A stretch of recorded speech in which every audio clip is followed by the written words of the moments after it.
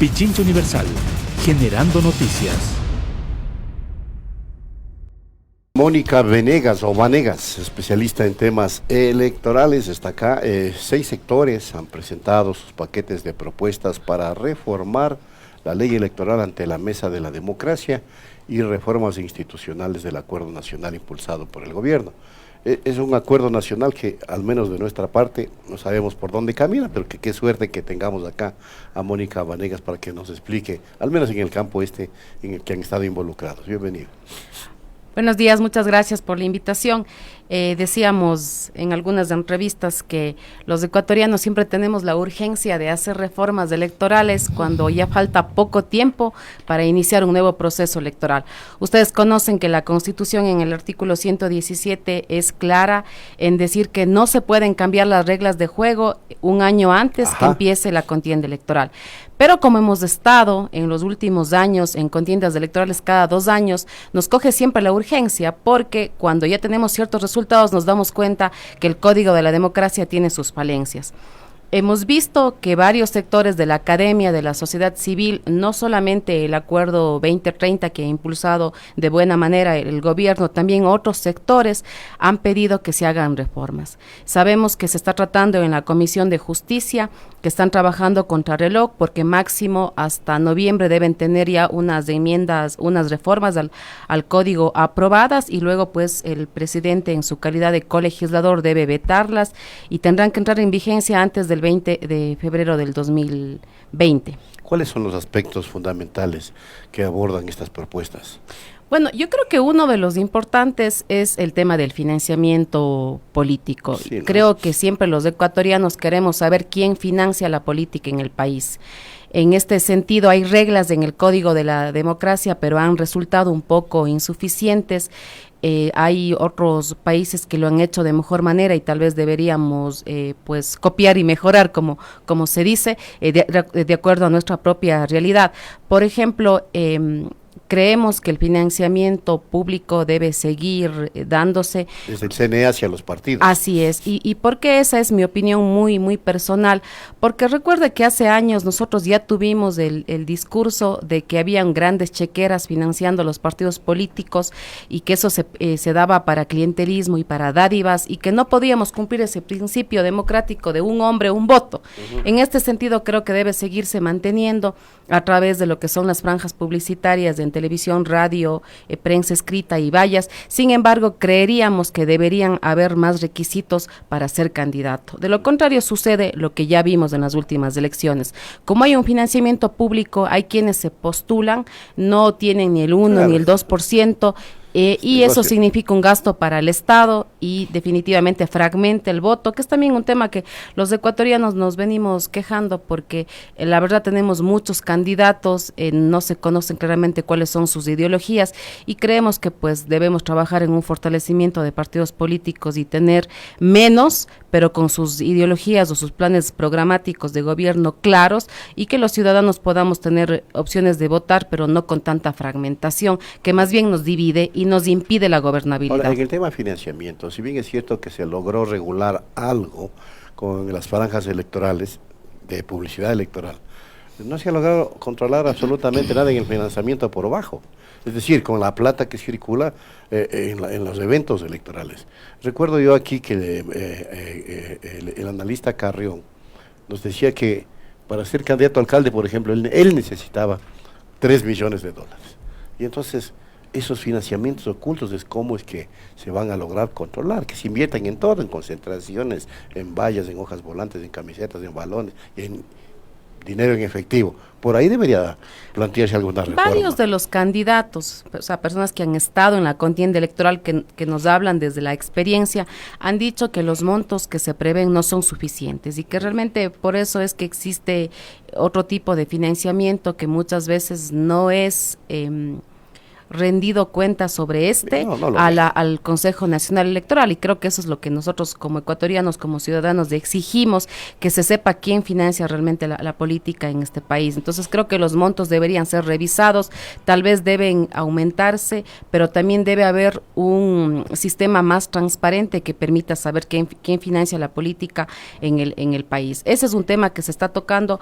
Otro tema importantísimo que yo veo que las bancadas no han llegado todavía a un acuerdo es sobre el método de asignación de escaños, sobre las circunscripciones, si siguen existiendo o no, y el tamaño de las circunscripciones. En este sentido, pues el debate se centra tal vez pensando que esto favorece el cambio a partidos pequeños o que debe quedarse como está para partidos grandes, pero nosotros hemos hecho algunos talleres explicando con expertos las metodologías del voto, y definitivamente debería trabajarse por más representatividad o por más gobernabilidad. Pero creo que es un tema en el que todavía no han llegado a acuerdos, y también es un tema que se está tratando. Y también pues otro tema que ha sido evidente es el de los tiempos cuando existen pues las impugnaciones o las apelaciones a candidaturas. El Tribunal Contencioso Electoral, con quienes tuvimos la oportunidad de reunirnos, han hablado de una reforma procedimental administrativa, pero que no es menos importante, porque ellos también necesitan tener tiempos claros para dar respuestas rápidas a los ecuatorianos. Hay un tema que hay que aplaudir, y yo lo reconozco, ya que he estado invitada en otros países para hablar precisamente de la reforma electoral, y fue bueno dividir en un Consejo Nacional Electoral que administra elecciones y en un tribunal que administre justicia electoral. Pero creo que este tribunal también requiere de unas reformas para que los tiempos sean más expeditos y que las respuestas sean más claras, previo a que se posesionen las autoridades electas por votación popular. Y dentro también pues de esta reforma tenemos otro tema importante. Está por un lado el tema del Consejo de Participación Ciudadana, que implica también un tema de reforma al Código de la Democracia, y pues nosotros creeríamos que además de esta propuesta del Gran Acuerdo Nacional 2030, debería también reconsiderarse las propuestas de otros sectores, otras bancadas políticas, de otras personas que están en la sociedad civil, en la academia, pero definitivamente creo que debe ser una prioridad, y me alegra mucho que el presidente de la Asamblea haya puesto así en su cuenta de Twitter que es una prioridad reformas al Código de la Democracia como la agenda parlamentaria. Antes de ir justamente al tema controversial del Consejo de Participación Ciudadana, 200 organizaciones, 276 organizaciones políticas locura existentes. Muchísimos expertos han coincidido en que este es uno de los ejes que deberían abordarse para, digamos, crear una representatividad algo menos atomizada, aislada. Bueno, yo creo que eso pasa por la voluntad política de quienes están ahora en la Asamblea. Recuerden que ellos, como principal ente que reforma las leyes en el país, son 137 votos, no hay homogeneidad, están representados por varias tendencias ideológicas, por varias bancadas. Recuerden que hay unos que empezaron con un partido político y ahora son independientes, o también hay algunas divisiones en las bancadas. Entonces yo creo que por más buena voluntad y que los ecuatorianos digamos, realmente no queremos tantos partidos, hay mucha fragmentación, no hay gobernabilidad, eso ya depende de cuántos votos hay en la Asamblea para cambiar. No sé si actuarán por conveniencia o por convicción democrática, pero tenemos necesitamos mínimamente 70 votos que den paso a estas reformas. Ya, ahora ahí sí viene el otro tema complicado, que es meterse con el Consejo de Participación Ciudadana como que fuera una simple reforma a la ley, cuando muchos otros reclaman que esto debería ser a través de una constituyente si se quiere reformar a la estructura del Estado. Bueno, yo voy a dar ahí un criterio haciendo uso de algunos conocimientos de derecho constitucional. A mí me parece que deberíamos respetar que la Corte Constitucional, que es el organismo encargado de estos temas, nos diga cuál es la vía. Ya hay 3 consultas, me parece que por un lado se está intentando recolectar firmas para pedir que se haga una consulta popular y que se elimine el Consejo. Hay otra digamos, línea que lo que quisiera es eliminar el Consejo a través de reforma o enmienda. Ahí hay algunas dudas constitucionales que ya las digo a continuación. Ya. Y otros pues hablan de limitar las funciones, que las funciones de designar autoridades de control pues regresen a la Asamblea. Yo creo que debe ser la Corte Constitucional quien diga qué es el camino. No tenemos una ¿Pero reforma. qué iba a decir sobre enmienda constitucional? A mí me parece que podría limitarse las atribuciones del Consejo de Participación a través de una enmienda, pero eso necesita 90 votos, 91 votos y se necesita 13 meses, ¿no? Entonces, en este caso, creo, la vía de reforma parece más expedita, se supone que serían 6, 8 meses, algo así, pero ahí sí se consulta al pueblo ecuatoriano. Entonces, a mí me parece que es la Corte Constitucional quien tiene que decirnos cuál es la mejor vía. No se está hablando de eliminar el Consejo, y yo creo que en este sentido podría seguir existiendo, si es que no vamos a la vía de consulta popular y se pide eliminarlo, podría seguir existiendo, pero ya para promover la participación ciudadana, que parecería debió ser lo más importante en un Consejo de Participación, parece que la opinión mayoritaria podría ser que las atribuciones de elegir autoridades regresen a la Asamblea Nacional, con todos los inconvenientes que esto tuvo antes del 2008, pero parece que la pluralidad ideológica y que sea un ente mucho más representativo podría ser la vía que 7 consejeros, después de todo lo sucedido, independientemente de quienes han estado ahí en el transitorio, en el primero, en el segundo, en el cesado. Pero no ha sido siempre un eje de reparto, esa modalidad, ese modelo en el país. Yo creo que el Consejo de Participación no cumplió el objetivo que se tuvo. Pero la Asamblea, el Congreso no cumplió.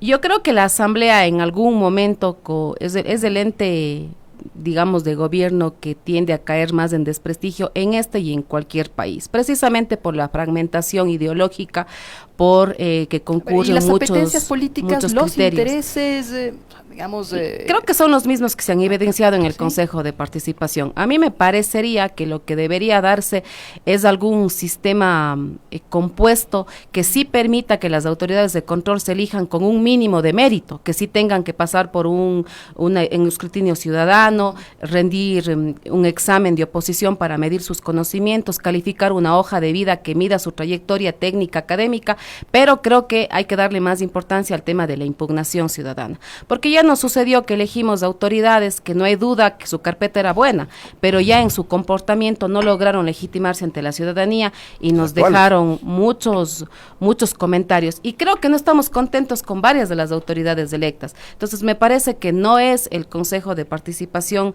o quienes lo conformen el problema. Yo creo que es un modelo que no resultó como pensábamos en Montecristi, que es totalmente fallido. Creo que fue demasiada ilusión creer que 7 personas independientes podían elegir autoridades de control independientes. A la corta o a la larga, creo que es un poder que lamentablemente ha terminado sucumbiendo a los poderes fácticos. Pero es que es un juego interminable, porque tampoco vamos a confiar y a decir que se hizo bien con la elección del Consejo Transitorio de las autoridades que hoy mismo conforman la Corte Constitucional, que ha sido cuestionada y sigue siendo cuestionada. ¿Por qué no permitir que simplemente el Consejo Ciudadano electo en las urnas cumpla su función claramente determinada en la Constitución? ¿Por qué no se le pueden endilgar los errores del Consejo anterior? Si para eso lo cambiaron y para eso votaron en una consulta popular, para que justamente sean ellos los que vayan y cumplan la función para los que son creados como tal en la Constitución, como Consejo de Participación Ciudadana. Si al menos eso es lo lógico que debería pasar. Bueno, yo creo que ya tiene que cambiar todo. Yo creo que ya varios sectores desde diferentes puntos de vista han dicho que fue un error que en la consulta popular se permita o se diga que se elija un Consejo de Participación Ciudadana por votación popular. Y a mí me parece que no estuvo bien esa medida, y lo voy a decir por qué. Porque usted no puede pedir que se elijan autoridades por votación popular y se les impida hacer proselitismo político, que se les diga que tienen que ser promovidos por organizaciones sociales, pero que a su vez no pueden hacer proselitismo político. Me parece que fue una medida parche, una solución parche que lamentablemente muchas veces se da en el país y que no eliminó de raíz el problema o no solucionó de raíz el problema. Pero eso no se avisoraba con la propia consulta popular, con el anexo 3, con la promesa que estaba detrás de aquello. No hubo una sola voz, aparte de los medios críticos, que se levante acerca de los riesgos que podía acarrear aquello. Aquí lo dijimos. Claro, y a mí me parece que en ese momento el presidente debió aprovechar la oportunidad y que incluso sus niveles de popularidad estaban altos y en esta primera consulta popular que realizó debió estar más a tono con lo que quería el pueblo ecuatoriano, que era un poco ya no tener un consejo de participación o que sigue existiendo para que promueva la participación ciudadana, pero que esta tarea tan importante que es designar autoridades de control regrese a la Asamblea.